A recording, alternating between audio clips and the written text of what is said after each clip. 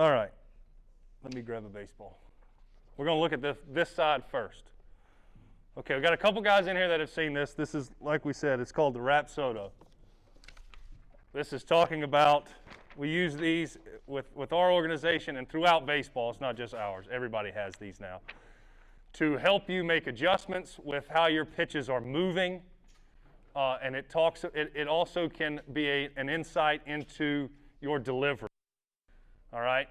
In order to make some of these adjustments, you need a consistent delivery.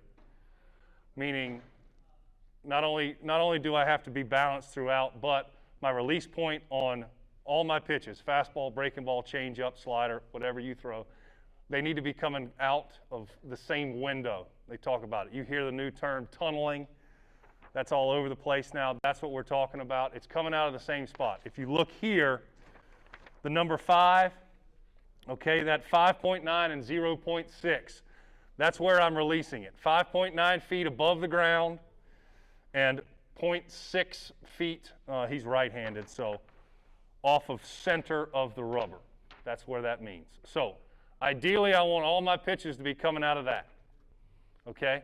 I have to do this left-handed because it's easier for me. But if I'm throwing a fastball and I'm getting here, okay, my changeup, it's going to be a little bit further over and maybe just a touch down, but it's here. And then the curveball, if I'm releasing my fastball like this, you look at it and it turns in.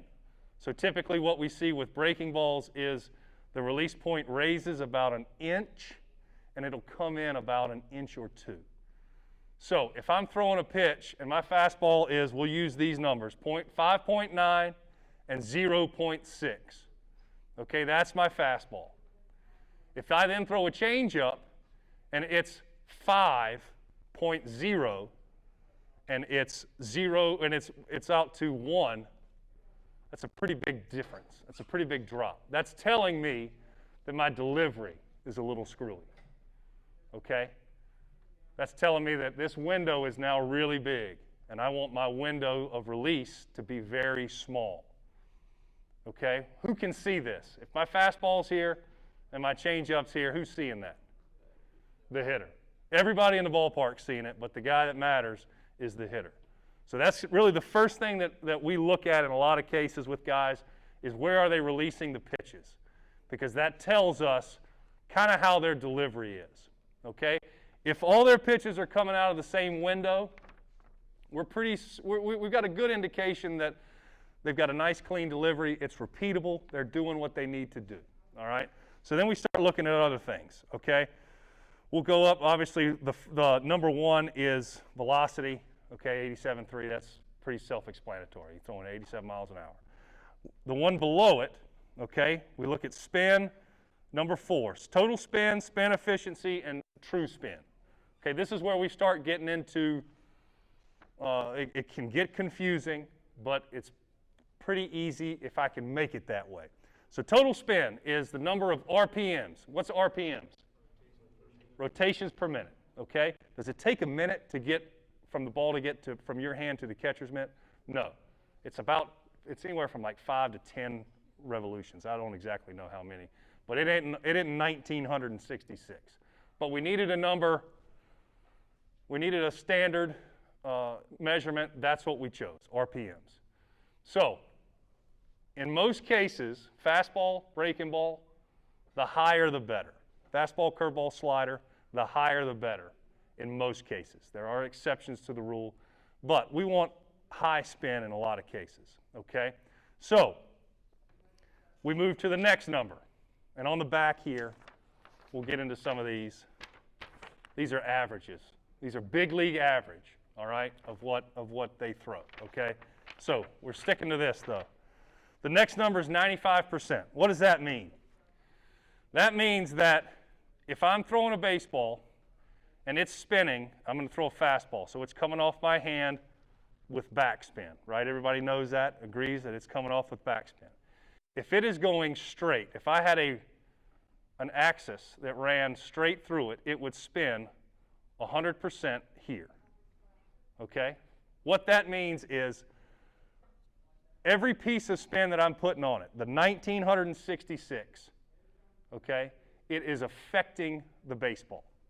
All right? As this baseball, which is good, that's what you're looking for on a fastball and more on a curveball. You want good spin efficiency on your four seam and your curveball.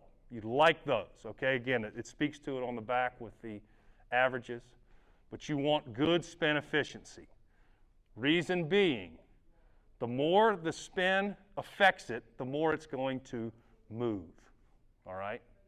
It's going to, with the four-seam fastball, if you have 100% spin efficiency and you're coming from over the top, that's that fastball that they talk about that hops. It rises. It doesn't actually rise, but what it does do is it stays true, okay? It doesn't sink. That's where you get into this number over here, the 17 and the 11. That's talking to us about how it's moving.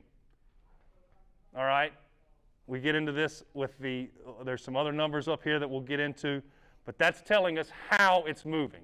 It's moving 17 inches, all right, up above what it should. This is where it gets a little confusing. So the spin is going here, right? It's back spinning, all right? If we throw a pitch that has no spin and it doesn't do anything, it should sink 17 inches. All right, it should just go down to 0. But because it's spinning this way, it stays above that 17 inches. All right, some of these numbers you might not understand it, that's fine. Average big league induced vertical break or vertical break is like 16 inches. So that means when that hitter swings, he's expecting it to be in this 16-inch zone. If I get 17 and 18, and we've got guys that are in the 20s, that means it goes up that much higher. They'll be looking for it to come down in here. It won't. It stays above the bat. Those are the ones that you get the swings underneath. That is what everybody's looking for right now. They want fastballs that have high spin or high efficiency. They like the high efficiency a little better than they do the high spin if they have to choose between one or the two, all right? And they want velocity, of course. But they want that fastball to get there and ride out. We've all seen it. We just can quantify it now. We can look at it and say, oh, that's what that is doing, it is jumping out of their hand. So the big question is, how do we get that? Because I can look at this number and say, oh, that's really good, that's cool. But the question is, how do I improve what I have? All right, and the answer to that is, again, a quality delivery where I'm repeating, okay? And I say that especially with the fastball. We're going to stick with that, all right? If I am staying through my pitch, I'm in a great power position, and I get out here, and I'm releasing the fastball here, I am going to be allowed to get that good backspin, okay? If my delivery is a little off, my direction's a little skewed, or a lot of times guys, they overthrow, so we pull off. My hand gets on the side of the baseball.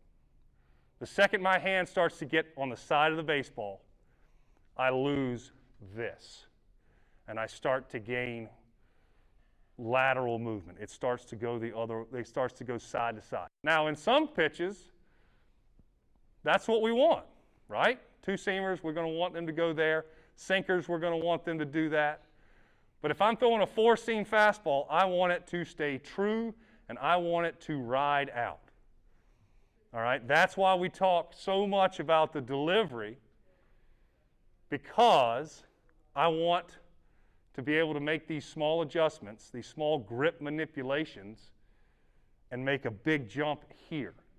My velocity is probably not going to go up, but I can make spin rate especially on breaking balls, and I can make spin efficiency on fastballs increase by cleaning up my delivery. Okay. The one thing, another thing on here I want us to look at is it's kind of hard to see. But you see this plot chart right here, okay, with the dot on it? When you get a Rapsodo report, it will put all of your pitches on this plot point, okay? It'll put the average up there. So if you throw 3 pitches, there will be 3 dots. Fastball, we'll go fastball, changeup, curveball, okay? There will be 3 dots up there. Now, there are, again, averages of where these pitches are going to be. But in relationship to you guys, we want them to be in a relative, especially the breaking ball and the fastball, we want it to go kind of through the 0. We want it to go through right through that cross with a line. And we want that to be a big gap. The closer that gap is, what that tells us is they look the same. There's not a lot of difference in the pitches. Prime example, we had a kid, great fastball, he's been up to 99. He threw a slider. He threw a slider and a split finger, all right? When you looked at this, he changed his slider to a cutter. He felt like the cutter was going to be a better pitch for him, all right? So we put him on the Rapsodo. We looked at him in the game. When we got this chart back, what we found was all 3 pitches that he threw were inside of about 5 or 6 inches of movement. So they all left his hand at the same spot. They were good there, but they also crossed the plate at about the same spot. Is that going to be very effective? Probably not, even with some speed separation, especially the slider and the split, or the cutter and the split. So what we told him was, look, we love your fastball. You want to throw your split. You feel like that's good. Great. You used to throw a slider. Let's try to get back to that. He said, okay, he agreed on it. And what we found was that slider started to creep. It got close to 0-0, right there in the middle. So the way we use this, and the way you guys can use it if you're ever on these things, is look at the pattern. Okay, first and foremost, we go to the release point. Is my release point the same on these pitches? If it is, we move to the next thing. All right. Typically, that's the spin efficiency on the fastball and the spin rate on the breaking stuff. Okay. If those are good, then we move to the plot point, the next thing. All right. We're looking for a big spread. These are where these adjustments can be made, and it's kind of that stepwise. Look at our release point. If they're the same, that's telling me that I've got a decent delivery. I can move to the next thing, looking at spin efficiency. Maybe I'm a little bit here on the side of it. I need to keep my hand behind the baseball a little longer. Okay, that's the next step. Then the next thing I look at is my repertoire, what I throw, fastball, curveball, slider, change, split, whatever. That's where I go to this X and Y axis. I know you guys never thought you'd use math again after you get out of high school, but we got math, okay? It's a little bit of math in here. So it's not algebra. They still lied to you about that. You'll never use algebra again. You got a little bit of math here. So we want, when we see this plot point, we want a fairly large spread. If we look at it, fastballs are going to, this is a fastball. That's a pretty good estimation of where most of your fastballs should be, in that top right quadrant. Sliders are going to be around 0, around the crosshair, right in the middle. They're going to be a little bit either in the middle, they're going to start to track a little bit down into that bottom left quadrant. Not very far, but just a little bit. Okay, that's a good slider. There's a couple different types of slider, and those are on the back. But that's where your sliders are going to be. Your curveballs, the really good ones, that's where you start getting down into the bottom left. This is a right-handed pitcher. It's flipped if you're left-handed. It goes from top left to bottom right. For righties, it's top right to bottom left. The curveballs, those are the ones you start to get down into the bottom left quadrant. All right? We've got a kid that is, his fastball is, he's in the 20s. He's got 20 induced vertical break, or his vertical break is 20 inches.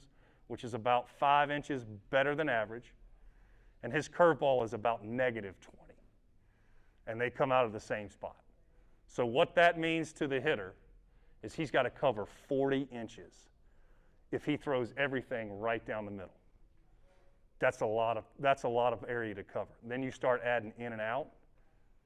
Holy crap, I'm in trouble as a hitter. And they were. He did one of the most impressive things I've ever seen. He went immaculate inning.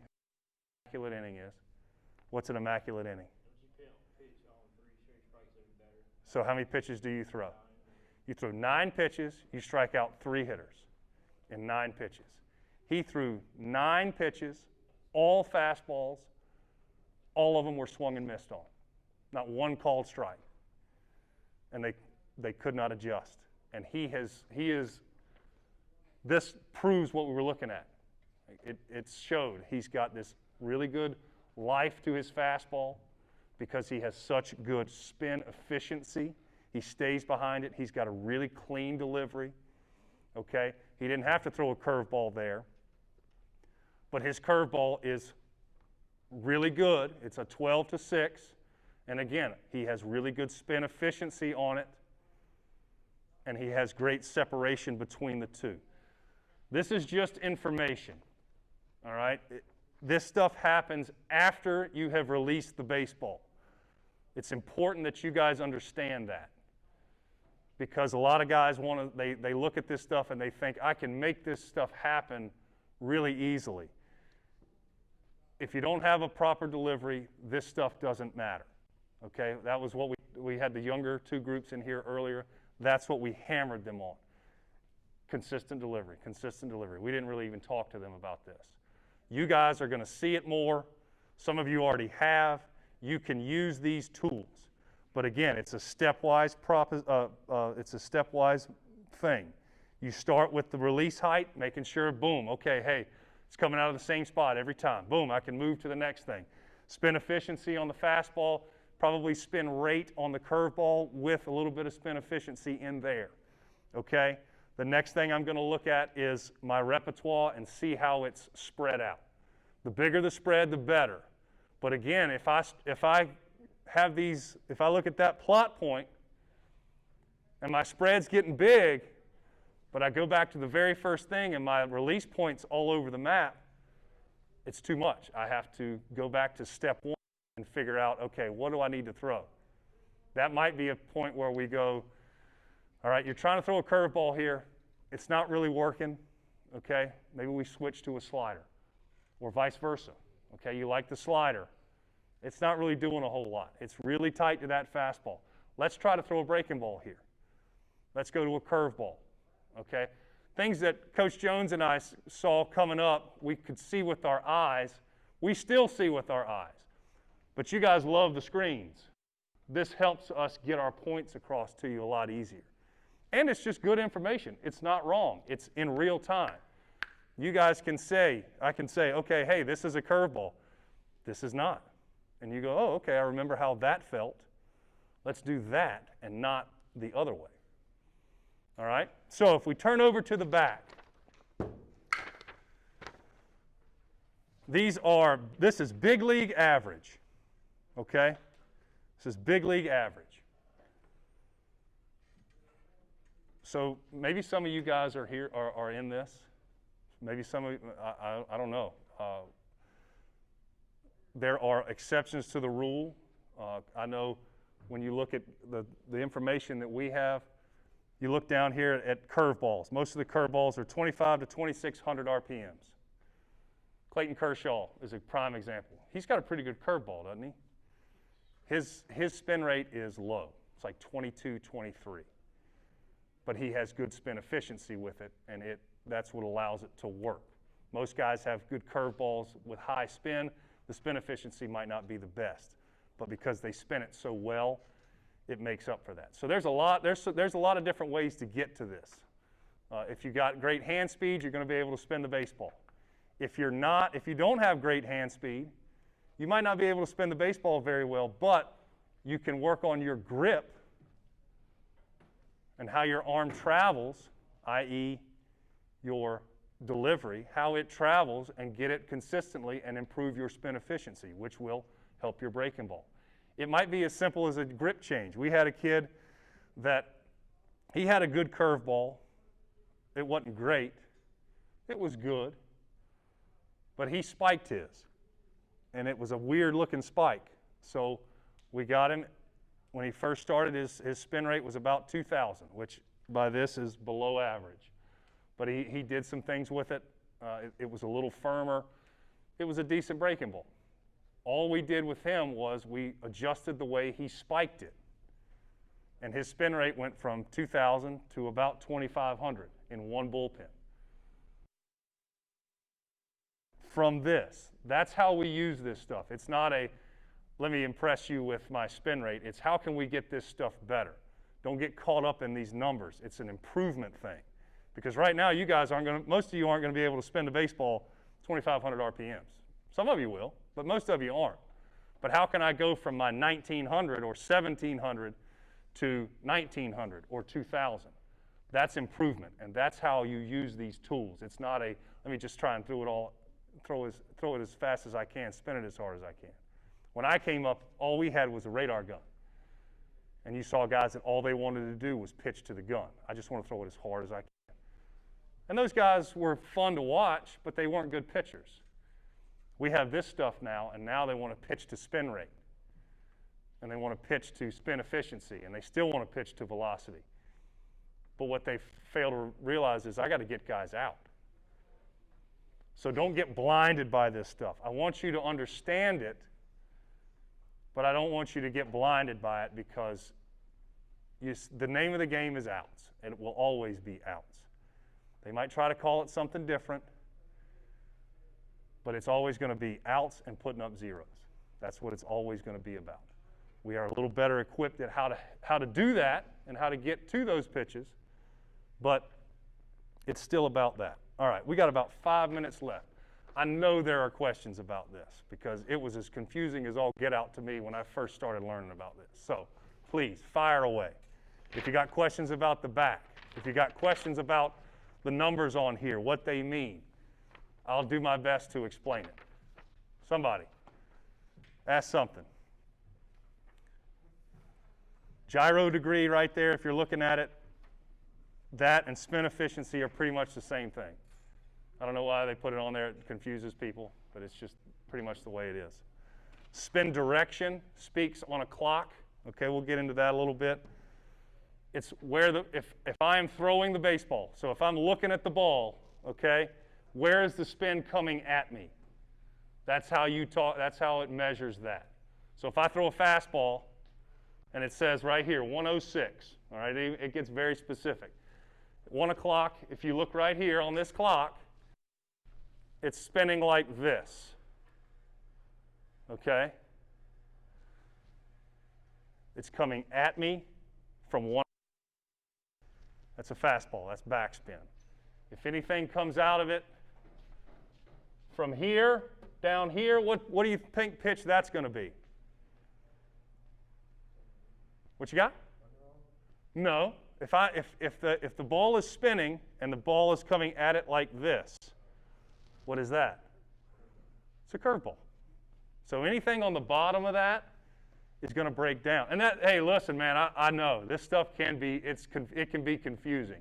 That's why I want to introduce you guys to it because you're going to see it a lot. All right, if it's coming out of the 3 o'clock, all right, what pitch is that? If it's coming out of 3 o'clock, could be a changeup, could be a left-handed slider. That's where you start getting into handedness. Same thing on the other side, 9 o'clock. It's either a changeup or a right-handed slider. Okay? There's a lot of different ways to get in this. The hop, if I got a fastball that's 1 o'clock, you look here. Spin direction, 1 to 130. The guys that have that real good ride that you're looking for in a good four-seam fastball, their spin axis, the clock is going to be 12:30-ish to 12:45. The further over I get, the 1 o'clock, the 1:30, That's when I start getting into the average fastball that I really need to command, okay? If I get underneath that, we had a kid in instructional league, great example. He was throwing four-seam fastballs, and he threw 20 of them in a game. He threw 19, but we rounded up. So he threw 20 in a game, all four seams. 10 of them were just nice and average, your run-of-the-mill fastball. 10 of them turned into sinkers. All he did was, so we looked at it and we broke him down. And we were trying to figure out what's going on. He actually threw the baseball where his slot was for the sinkers. He was trying to manipulate his arm on the ones that were just average. So maximize, that's the rule, what I'm getting at there is be yourself, because that's where you're going to get the best results. Okay, you might have to make a slight adjustment here, but again, it goes back to that first one, release height, release side. If they're the same, okay, now we can move to the next step. If they're not the same, we got to stay there. So that was his thing. He was out of the wrong slot. Next thing you know, he's throwing bowling balls up there at 93, all because he just became himself again. He throws some numbers up there again. Like I said, average vertical break is about 15. This kid's 17. They're throwing balls up there that were 8. That means it's going wham. It's slamming down. So it's under the bat by 7 inches where they think it's going to be. That's what that means. So if I'm a hitter here, I'm looking for this ball here. He was throwing pitches that were 7 inches lower with movement. That's how that gets there. You want to be, when you look at these things, I want to be out of the average if I can. I could never be out of the average. I was as average as it gets and below average in most cases. So I had to command it. So for you guys that may not can get these numbers, don't feel like you got to quit pitching, because that's what a lot of guys think. Oh man, I don't have the great spin rate. I don't have the great velocity. I can't pitch. That's not the case. You need to command the baseball. That was me. Who here has hit 90? Just one guy? Who's here has hit 85? Couple. I hit 89 twice in my life. That's it. I never hit 90, and I pitched in the big leagues because I could command it. So don't feel like if I'm not throwing Mach 1, I got to quit. I can't pitch anymore. Command the baseball. Go to these first 2 numbers, the release height, release side. That's where you go, okay? And that's the process. Once you get good there, then, hey, we go to the next step, the spin efficiency, the spin rate. Then we go to the next step. Let's look at the repertoire, see how we're going, see where we need to make these adjustments. Okay, we got a couple minutes left. Questions? Is there like a grip or anything that can make your spin rate go higher? Say again, I'm sorry. Siri Like jumped in. Or anything that can make your spin rate higher? So that's a great question. Again, breaking balls, we're decent at figuring out how to get those, and that is a personal thing. You have to try. It's a trial and error. Fastball spin rate, to increase it, they're not really good at it unless you want to cheat. That's kind of the way we're figuring out. They'll use a little sticky stuff. Everybody uses sticky stuff, but they're messing with the formula and getting really good at it, and that's kind of the way that you can make those jumps like that. What you can improve, spin efficiency. We've got a guy, again, a prime example. He's low spin rate fastball for these standards. It's 2100, 2000 to 2100, so not even in the average, which typically those guys you might think sink the baseball. But because he stays on top of the baseball and his spin axis is so good, it's right around 12 o'clock. He stays out here, boom. His vertical break is like 20. All that is a clean delivery. That's what it boils down to. Good mechanics, clean delivery, able to get in front and stay on top of the baseball behind the ball for a long time. So just because you don't have great spin rate, again, doesn't mean I can't pitch anymore, because there are other ways to go about it. This is just giving you ideas of how to do that, okay? Any other questions? Do you see higher spin rate off the 4-seam or the 2-seam? Yes. Higher spin rate off the 4-seam typically. The one pitch that's screwy is the changeup on this. It's a huge spectrum. Most guys are low spin rate. The kid that won, I don't know if he won Rookie of the Year, but I'm pretty sure he won the Relief Man of the Year. The pitcher for Milwaukee, the Brewers, it's 3,000 RPMs on a changeup. I've never seen that, ever. Most guys that we have are like 1,400, and they have really good changeups. Steven Strasburg is like, he's got one of the best changeups in the big leagues next to this guy. This is right there, 1,500. This kid throws, it's 3,000. So don't get caught up on this stuff of locking you in, of, oh man, I don't do this, I can't be good. There's a bunch of different ways to go about this. This is just improve what you got. But again, starting with that number 5, release height, release side, because that's telling me I'm repeating my delivery. Okay, then we move to the next thing. Any other questions? No? All right, boys, thank you so much. I believe it's time to rotate. Let's do it. Take those